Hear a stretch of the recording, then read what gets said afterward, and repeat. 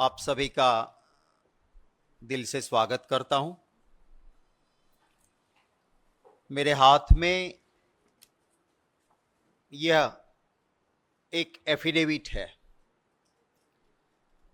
Deputy superintendent of police DYSP NV Patel की यह affidavit है और सेशंस कोर्ट गोधरा में यह एफिडेविट फाइल हुई है। गौर से सुनिएगा। मैं यही बात रखूंगा जो इस एफिडेविट में है और एक जिम्मेवार ऑपोजिशन पार्टी के नाते जिम्मेवारी के साथ कुछ ऐसी चीजें जिसको आप सुनेंगे, देश की जनता भी सुनेगी तो चौंक उठेगी। ऐसी कुछ सच्चाई मैं आप सभी के सामने रखने जा रहा हूं। यह एफिडेविट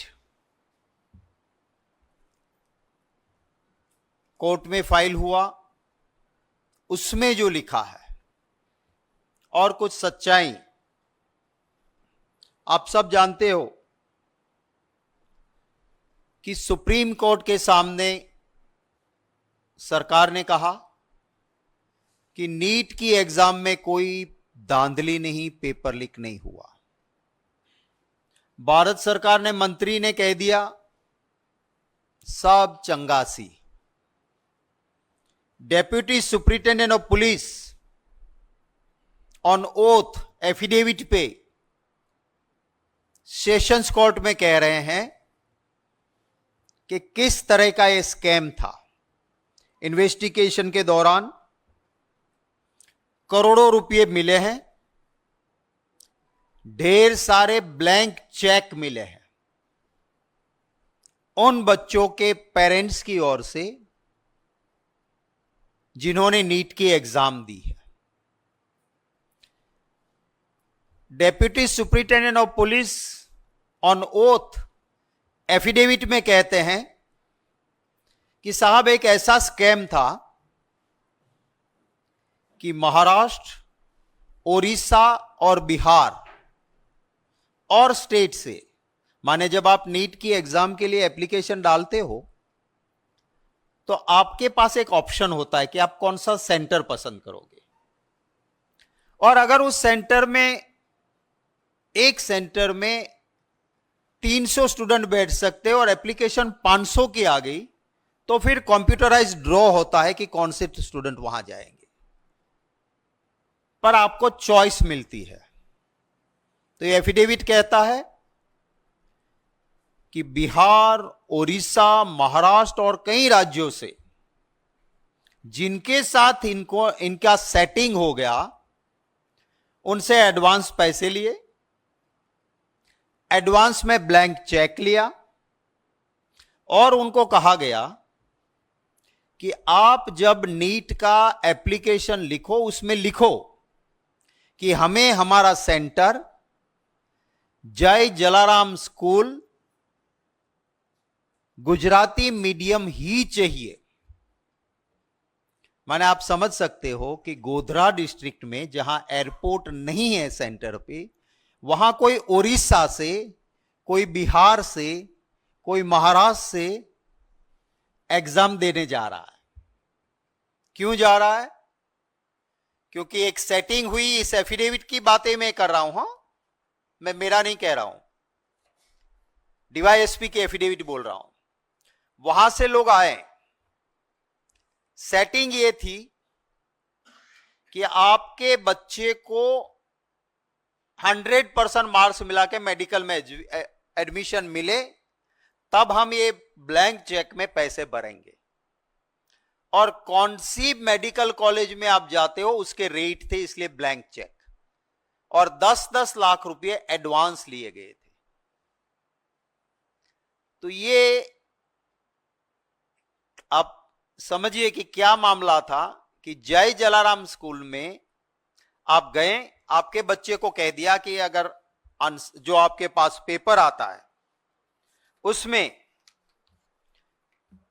आपको जो आंसर आता है 100% श्योर हो उसको टिक करो, बाकी ब्लैंक छोड़ दो। अच्छा, नीट के बारे में एक और बात आपको बताता हूं कि जैसे हम सब बाकी एग्जाम देते हैं ऐसे नहीं है। नीट के अंदर OMR होता है, ऑप्टिकल मार्क्स रिकग्नाइजेशन शीट, माने एक ऐसा पेपर होता है जिसके अंदर आपको ऑप्शन मिले 4, देश का कैपिटल कौन सा शहर है करके 4 जगह दी होती है, तो आपको दिल्ली लिखना है तो उसके सामने एक स्क्वायर ब्लॉक होता है, उसमें आपको साई से उसको भर देना है। और ये OMR शीट ऐसा होता है कि वो कंप्यूटर रिकॉग्नाइज करता है, फिर आपने एग्जाम दे दी, फिर कोई ह्यूमन इंटरवेंशन नहीं होगा, कंप्यूटर में वो पेपर डालेंगे, वो कंप्यूटर आपको मार्क्स दे देगा। वो OMR शीट में कहा गया कि आपको जो चीज 100% आती वो लिखो, बाकी खाली छोड़ो। फिर क्या होता है कि आपने एग्जाम दे दी तो एक बैग में सील होते पेपर्स और उसका कुरियर करना होता है। ये एफिडेविट के हिसाब से, मैं नहीं कह रहा हूं, DYSP कह रहा है इन्वेस्टिगेशन के बाद, कि यहां पे जिनका सेटिंग हुआ था उनके नंबर का लिस्ट था, वो पुलिस ने रिकवर किया। उसके सामने ब्राउन एंड रेड सर्कल किए थे कि इतने स्टूडेंट्स के पैसे आ गए हैं। उस स्टूडेंट्स के नाम के सामने जो AMR सीट का सीट नंबर था वो पेपर निकाले, जहां पे इन्होंने नहीं आते थे, वो आंसर नहीं भरे थे, वहां ये गुनेगारों ने वहां पे राइट आंसर टिक कर दिए। फिर से बैग को सील किया और कुरियर करके भेज दिया। माने जो 100%, माने जितने मार्क्स है उतने 100% मार्क्स क्यों मिले? क्योंकि स्टूडेंट को जितना आता था खुद लिखा 100%, बाकी जो और एक्यूज्ड कौन है मैं उसके बारे में आपको बताता हूं। एक्यूज नंबर 1 जो पहला गुनेगार है वो है तुषार रजनीकांत भट्ट। वो नीट परीक्षा के लिए, नीट की एग्जाम के लिए सेंटर सुपरिटेंडेंट है, और वो जय जलाराम स्कूल जो है, जय जलाराम पे अभी आप बाद में सुनेंगे कि क्या उसका जय जयकार है, वो मैं बताऊंगा आपको। पर ये जो जय जलाराम स्कूल है उसके अंदर वो प्रोफेसर है, और उसको नीट का डेप्यूटी सेंटर सुपरिटेंडेंट बनाया गया। वो गुनेगार नंबर 1 है।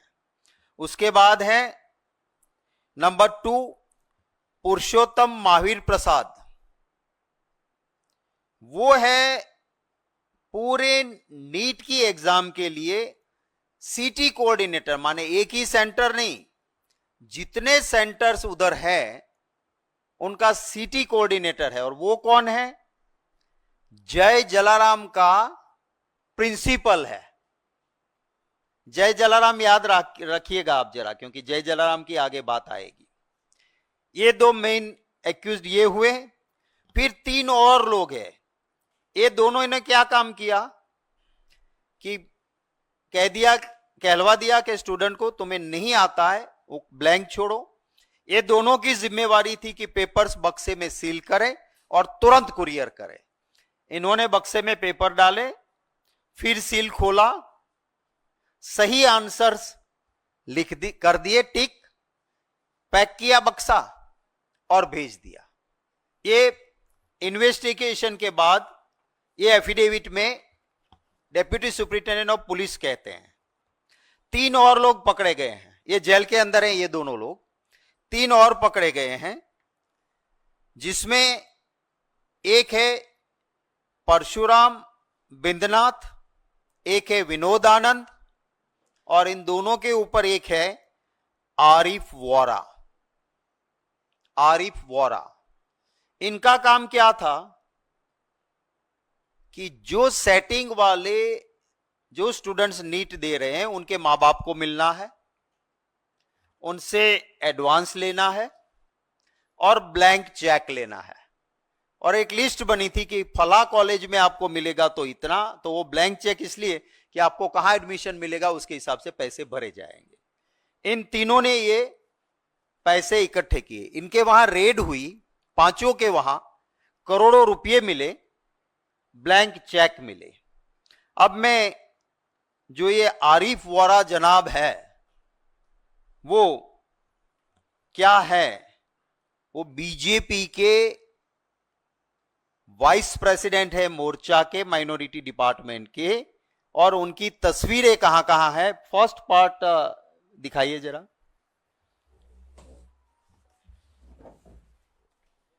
ये जो अभी रोकिएगा इसको, ये सैफरन टोपी है जो, वो है गोधरा के एमएलए हैं, बीजेपी के लीडर है, और उनके साथ जो खड़े हैं वो अभी जो जेल में है और जो स्टूडेंट के पैसे लेके आ रहे थे, और बीजेपी के माइनॉरिटी डिपार्टमेंट के वाइस प्रेसिडेंट भाजपा के, ये आपको जनाब दिख रहे हैं। सेकंड लो,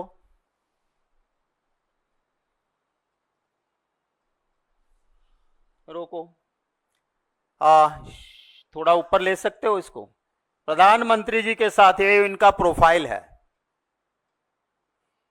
ये अभी जेल में, ये जनाब खाता नहीं खाने देता नहीं के साथ, करोड़ों से कम खाता नहीं, सच बोलने वाले को चैन की रोटी खाने देता नहीं। नेक्स्ट,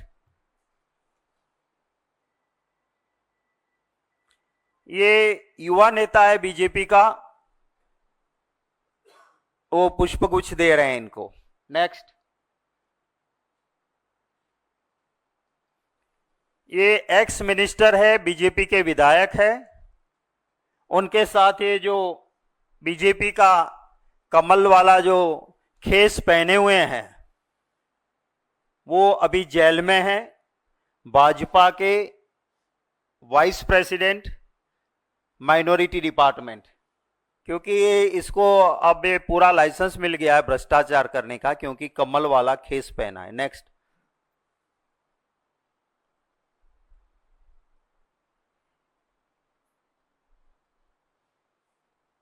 ये बीजेपी के दफ्तर में इनका सम्मान किया जा रहा है, स्टेट दफ्तर में। रोक लो,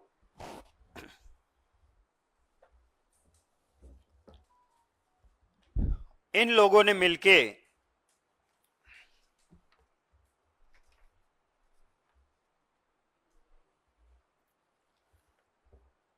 पेपर जिन लोगों से लिए पैसे लिए थे जिनको, उन सभी के पेपर्स निकाले और उसके अंदर टिक करके पूरा काम अपना करके 5 तारीख को ये हुआ था, काम सारा हो गया, बक्सा चला भी गया। 3 दिन बाद कुछ लोगों ने जाके कलेक्टर को कुछ प्रूफ दिए कि साहब ये नीट में धांधली हो रही है और आप क्या कर रहे हो। तब जाके कलेक्टर ने डिस्ट्रिक्ट एजुकेशन ऑफिसर और एक टीम को भेजा, उसके में आया कि हां ये सही है कि ऐसा हुआ है, ऐसा लग रहा है। तो एक एफआईआर 8 तारीख को हुई, 8 मई को, और उसके बाद इन्वेस्टिगेशन हुआ, और इन्वेस्टिगेशन में के बाद ये affidavit deputy superintendent of police ने जो लगाई उसमें साफ लिखा है कि इस तरह से ये हुआ, और 2 सेंटर में हुआ, सिर्फ एक जगह पे नहीं, दोनों जय जलाराम एजुकेशन के अंदर ही हुआ। उनकी बहुत सारी छोटी छोटी ब्रांचें हैं। मैंने आपको कहा था कि जय जलाराम को जरा याद रखना। जय जलाराम स्कूल परवड़ी, गोधरा और पडाल थर्मल, इसके दोनों सेंटर पे से इसी तरह के विद्यार्थियों के धांधली के काम हुए। अब ये जो जय जलाराम है उसको सेंटर दिया गया। आप सारी जो कानूनी प्रक्रिया गाइडलाइंस है कि सेंटर किसको मिलता है, वो सारे गाइडलाइंस को ताक पे लगाते हुए मोदी जी की सरकार ने जो एनटीए, जो सेंटर देती है संस्था, जिसमें मोदी जी के चहेते लोग बैठे हैं, उन्होंने जय जलाराम एजुकेशन को एक सेंटर दिया। नहीं देना चाहिए थी, उनको दिए, एक नहीं एक से ज्यादा दिए।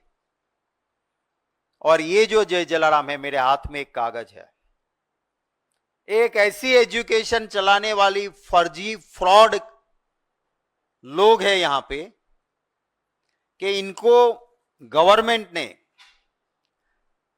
11 स्टैंडर्ड के लिए एक क्लास की मंजूरी दी थी, जिसमें ज्यादा से ज्यादा 66 स्टूडेंट रह सकते हैं। वहां उन्होंने 450 को दाखला दिया। फीस के गुजरात में कानून स्टैंडर्ड है, उससे ज्यादा ले लिए। हाईकोर्ट में पिटीशन हुई इनके खिलाफ और 35,28,000 का इसे दंड हुआ, पेनल्टी हुई। और यह कागज है जय जलाराम का, उसने लिख के दिया कि हां मेरी गलती थी और 35,28,000 का दंड यानी पेनल्टी मैं भर रहा हूं। यह कागज वो है। कोई भी प्रूडेंट मैन, जहां देश के लोगों की जिंदगी के साथ डॉक्टर्स का नाता होने वाला हो, ऐसे डॉक्टर्स के सिलेक्शन में नीट जैसी एग्जाम के लिए एक ऐसे आदमी को आप सेंटर देंगे क्या कि जो फ्रॉड करता है, जो प्राइवेट है, जिसे कोई लेना देना नहीं। पर ये क्यों मिला, इसको सेंटर क्यों मिला? पार्ट 2 दिखाए फोटोग्राफ्स के, आप देखिएगा जरा इसको, रुकिएगा इसको। ये इसकी एक स्कूल है जिसको इनॉग्रेशन करने के लिए मोदी जी की एक जमाने में खास मंत्री, इस बार चुनाव जो हार गई, स्मृति ईरानी जी, ये गई है। इसको ऊपर थोड़ा कर सकते हो भाई? कैन पिक्चर थोड़ा ऊपर आ सकता है? नहीं, फर्स्ट वही, हाँ ये है। दूसरे उत्तर प्रदेश के गवर्नर आनंदीबेन पटेल। इसके नीचे है एजुकेशन मिनिस्टर भूपेंद्र सिंह चुड़ासमा। और जय जलाराम का मेन आदमी है, जो ट्रस्ट का अध्यक्ष है, चेयरमैन ऑफ द ट्रस्ट, उसका फोटो नीचे है। ये जय जलाराम है। आगे बढ़ो। एक चेक की आदान प्रदान हो रहा है मोदी जी के साथ। ये जो यहां है, ये महाशय, ये ट्रस्ट के मेन पर्सन है, चेयरमैन है ये। और ये मोदी जी है, जरूरत से ज्यादा जो हंसता हुआ चेहरा इधर है।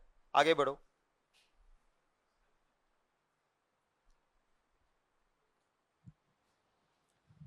ये स्मृति जी के पास ये जय जलाराम के चेयरमैन बैठे हुए हैं बगल में।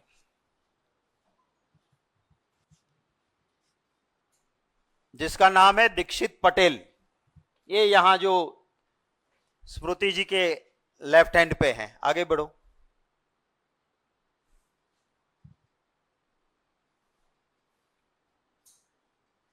ये स्मृति जी को स्मृति चिन्ह मिल रहा है।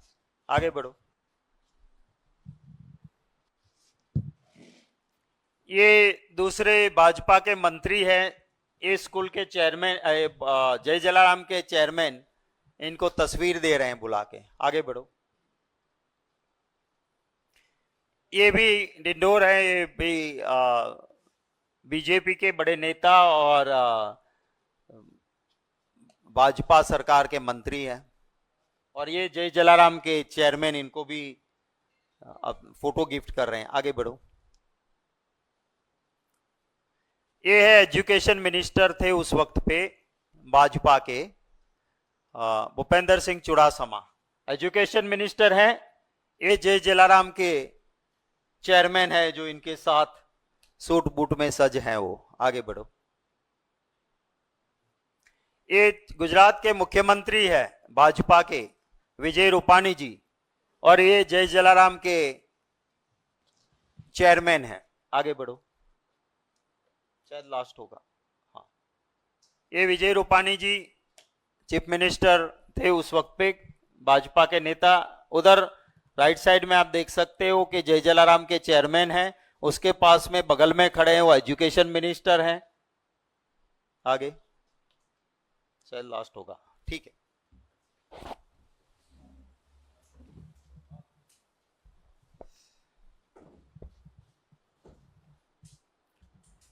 तो इस जय जलाराम को सेंटर क्यों मिला ये आपको पता चल गया होगा। आप थोड़ा सा गूगल गुरु में जाएंगे तो भाजपा को डोनेशन देने वाले लोगों में आपको जय जलारामन एजुकेशन ट्रस्ट भाजपा को डोनेशन देने वाले लोगों में उस लिस्ट में मिल जाएगा। मैंने ढूंढ निकाला है, पर जहां जाओ पन्ने पन्ने पे जय जलाराम मिलता है। पैसे देते हैं भाजपा को। ये चाल चलन और चरित्र भारतीय जनता पार्टी का मैंने आपके सामने रखा है। मेरे कुछ सवाल है।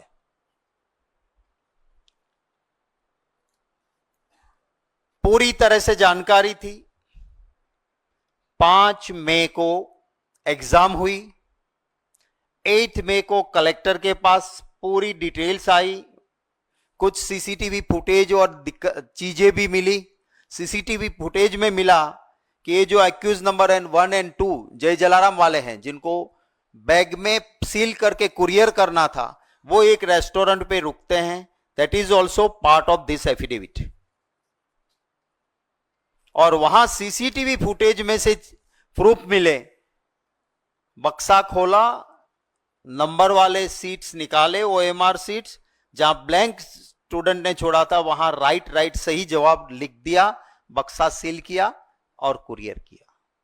ये जानते हुए भी सुप्रीम कोर्ट के सामने सरकार ने झूठ कहा कि नीट में कोई धांधली नहीं हुई है।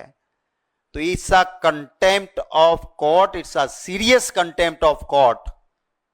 ऑनरेबल सुप्रीम कोर्ट भी इसका जरूर संज्ञान लेगी, मैं मानता हूं। पर मेरा पहला सवाल यह है कि झूठ सरकार सुप्रीम कोर्ट के सामने क्यों बोली?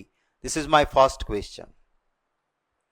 मेरा दूसरा सवाल है कि जहां पे भाजपा की ही सरकार है, ऐसे गुजरात में जब deputy superintendent of police on oath sessions court के सामने कहते हैं कि इस तरह से इस मॉडेस्ट ऑपरेटिव के साथ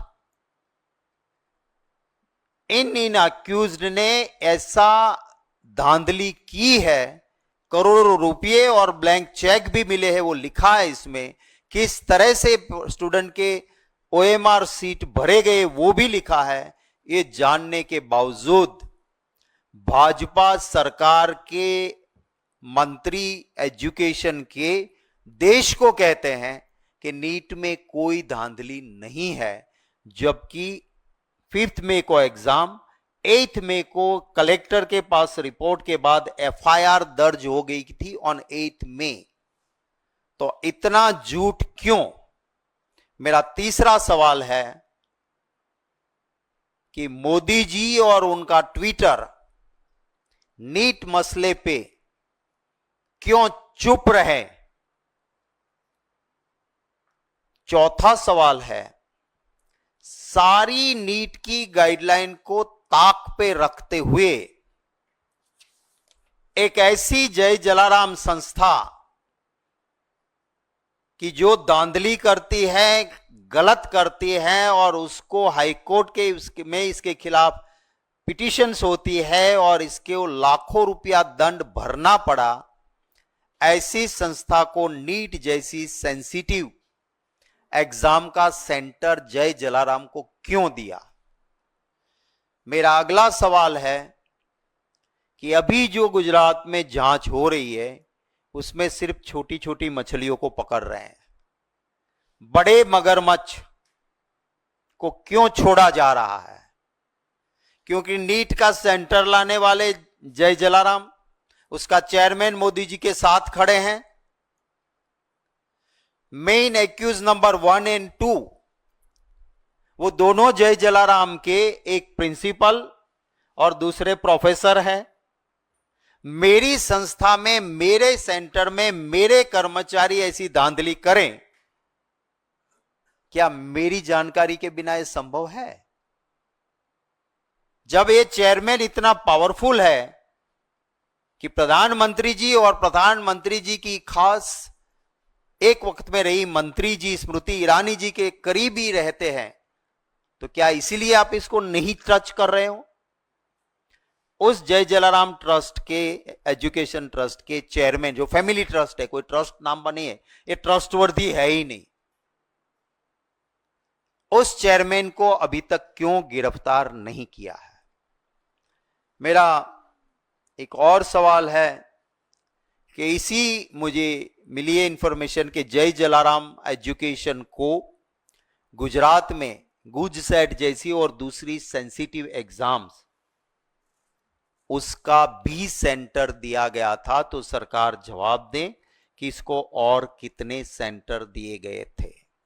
इसमें एक एक्यूज ने अपनी बेल एप्लीकेशन में लिखा है कि दूसरे जो एक्यूज्ड है, माने जिन्होंने पैसे इकट्ठे किए थे, उनमें से एक ने अपनी बेल एप्लीकेशन में लिखा है कि नंबर 1 और 2, माने जो जय जलाराम के लोग हैं, वो तो सिर्फ यही नहीं, यूपीएससी के हो, गुजसेट के हो, कैट के हो, सभी पेपर्स को पैसे लेके सेट करते थे। हम तो इनकी चाल में एक छोटे मोहरे हैं, तो हमें बेल दे दो।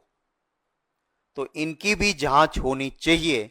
और मेरा आखिरी सवाल है कि नेट पे कुछ चीजें तो मिली है मुझे, भाजपा डिक्लेयर करे कि जय जलाराम एजुकेशन से भाजपा के धन संग्रह में, उनके फंड में कितने पैसे जय जलाराम ने दिए हैं, ऑफिशियल और अनऑफिशियल, वो देश की जनता को बताएं।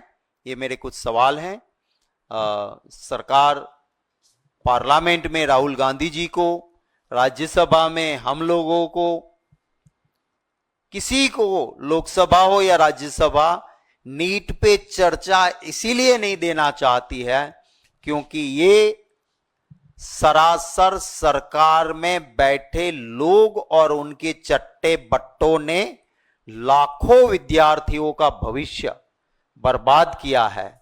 और इतना सबूत, और ये भी डेप्यूटी सुप्रिंटेंडेंट ऑफ पुलिस कहते हैं कि इस तरह से ये नीट की एग्जाम में धांधली हुई है, तो मैं नहीं मानता हूं कि अब कोई भी द्वार ऐसा बचा है कि जहां से सरकार अपनी चमड़ी को बचा सकती है।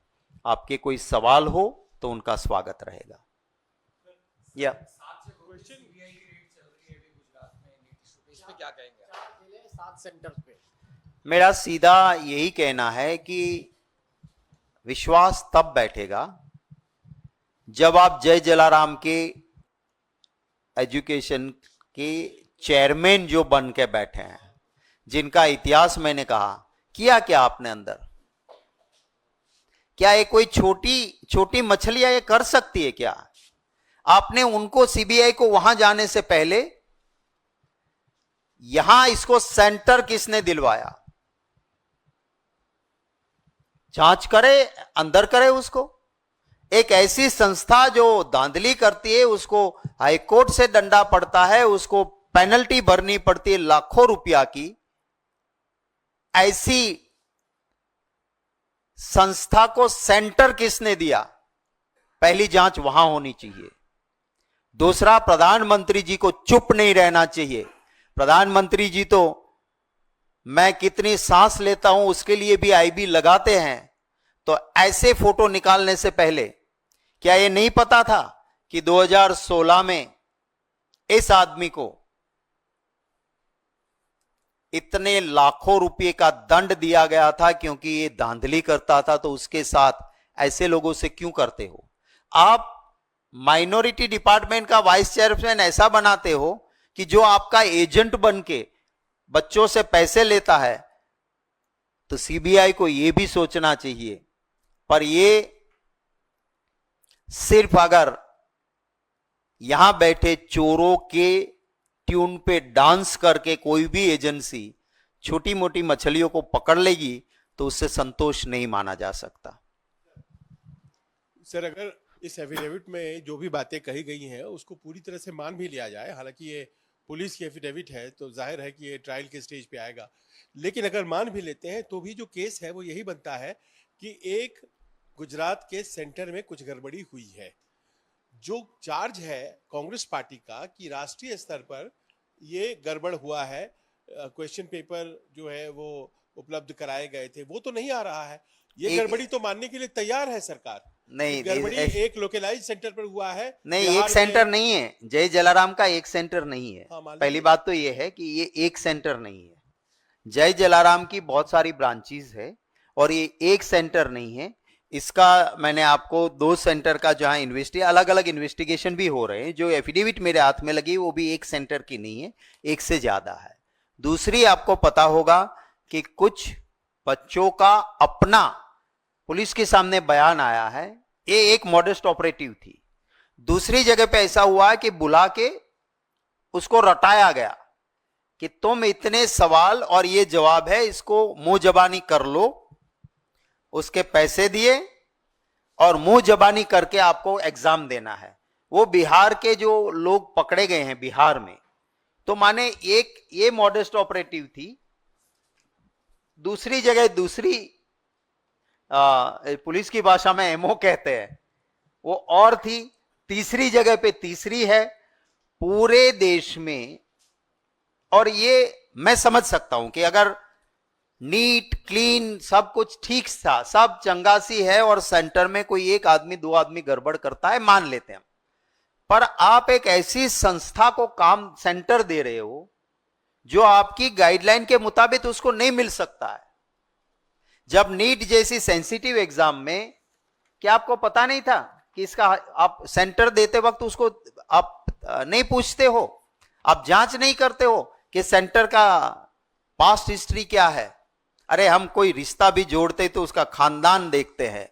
जहां इस देश के लोगों की जान के साथ जिनको काम करना है, ऐसे डॉक्टर्स बनाने हैं, देश के नागरिकों के जान के साथ खिलवाड़ हो जाएगी अगर इस तरह से एडमिशन में ही एमबीबीएस के ऐसा होगा तो देश के लोगों के जान की सुरक्षा का क्या होगा? इसलिए हम कहते हैं कि ये कोई छूट मूट की बात नहीं है। ये national level well planned BJP को फंड देने वाले लोगों का देश के साथ एक धोखाधड़ी है। सक्की जी, जिस तरह से अभी आपने जिक्र किया कि तमाम बच्चे ऐसे थे जिन्होंने अपने लिए चॉइस जब मांगा सेंटर का, वो घर से काफी दूर थे। ऐसे ही लातूर के प्रोफेसर दिलीप देशमुख, उन्होंने जो एनटीए को मेल किया था, पत्र लिखा था कि कई ऐसे बच्चे हैं जो 800 से 1000 में दूर जा रहे हैं, कहीं न कहीं परीक्षा केंद्र में कंप्रोमाइज हो सकता है, कृपया एनटीए की जांच करें। उनके पहले से इंफॉर्मेशन के बावजूद एनटीए ने कोई कार्रवाई अब तक इस पत्र पे नहीं की थी। देखिए, ये साफ दिखाता है कि अगर एनटीए का काम था कि इसमें धांधली ना हो, सीबीआई को सबसे पहले तो इन लोगों को अरेस्ट करना चाहिए, नीचे जाने का, और इसकी रिमांड लेंगे तो नीचे तक पता चलेगा। क्यों नहीं वहां जा रहे हो आप? आपकी बात बिल्कुल सही है। अगर एक थोड़ी सी सोच वाला भी देखेगा कि एक उड़ीसा का रहने वाला बच्चा, एक बिहार का, एक महाराष्ट्र का, अगर गोधरा के एक छोटे जगह पे सेंटर की चयन कर रहा है, वो अपनी एप्लीकेशन में लिखता है, और एप्लीकेशन फरवरी में दी गई थी, आप समझ लीजिए। एग्जाम 5 मई को थी, एप्लीकेशन फरवरी में किए गए थे। उस वक्त ऑप्शन दिया था कि आपका चॉइस ऑफ सेंटर। तो अगर बच्चे वो सेंटर मांगते हैं तो एक काम एनटीए का था कि पहले ही जय जलाराम का सेंटर कैंसिल कर दो, क्योंकि वहां लोग क्यों जा रहे हैं जहां ना हवाई अड्डा है, हजारों किलोमीटर दूर क्यों कोई जा रहा है। इतना ही नहीं, शो मोटो देखना तो छोड़ो, उसके सामने लोगों के लेटर्स भी गए, ईमेल्स भी गए, मुझे बताया गया कि भैया इसकी जांच करो। तो इसका मतलब यह है कि पूरी जो दिक्कत है वो सेंटर तो एक छोटी मछली है, यहां सेंट्रल में दिक्कत है, इसलिए ये हुआ है। कोई सवाल है तो आप पूछ लेना, 1 to 1 नहीं होगा, तो अगर कोई सवाल है तो यही हो जाएगा। उत्तर प्रदेश सरकार का एक आदेश आया है कि 1 तारीख से जब स्कूल खुलेंगे तो बच्चों का स्वागत करना है तिलक लगाकर। योगी सरकार का यह फैसला है, किस तरह से देखते हैं इस फैसले को? देखिए, मैंने वो एग्जैक्टली देखा नहीं है कि क्या है। एक पोलराइजेशन करो, ये करो, वो करो, पर देश की जनता समझदार है। भारतीय जनता पार्टी को अयोध्या में भी जवाब दे दिया, यूपी में जी भी जवाब दे दिया, और देश में भी दे दिया है। तो अब इस तरह के हथगंडों से भाजपा को फायदा होगा ये मान रहे, तो ऐसा कुछ होगा नहीं। तिलक अपनी मर्जी से लगाते हैं, मैं लगाता हूं, तिलक करते हैं, हमारे संस्कार है, पर वो माँ बाप तिलक करके भेजेंगे। इसमें सरकार को वोट बैंक हर जगह देखने की कोशिश में लताड़ लगी है। शंकराचार्य जी की बात नहीं मानने के बाद जो हालात हुए, उस मंदिर में से पानी गिर रहा है कंस्ट्रक्शन से, मैं मानता हूं ये शंकराचार्य जी ने उसी वक्त कहा था कि गलत तरीके से गलत काम करोगे तो तुम तो भुगतोगे, पर देश और जनता भी भुगतेगी। मैं मानता हूं कि ये भाजपा के पाप की वजह से सारी चीजें हो रही है। Yes, thank you very much.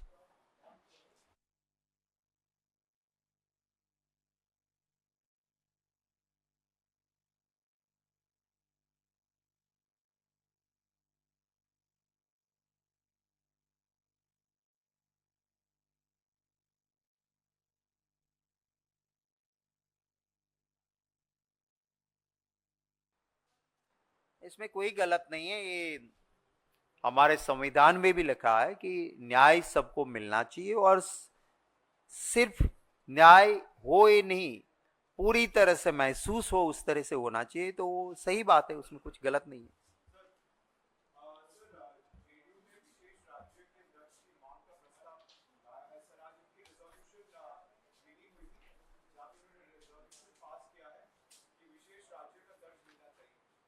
देखिए, मोदी जी ने पहले जब गए 2014 में, तब वो कह के आए थे कि बिहार को विशेष राज्य का दर्जा देंगे। 10 साल तो बीत गए। 10 साल के दौरान हालांकि ना तो एनडीए की सरकार थी, ना बीजेपी की सरकार थी, सिर्फ मोदी सरकार थी। अब जो है वो डबल एनडीए हुआ है, नीतीश नायडू डिपेंडेंट अलायंस। तो अब जरूर कुछ ना कुछ होगा। Thank you.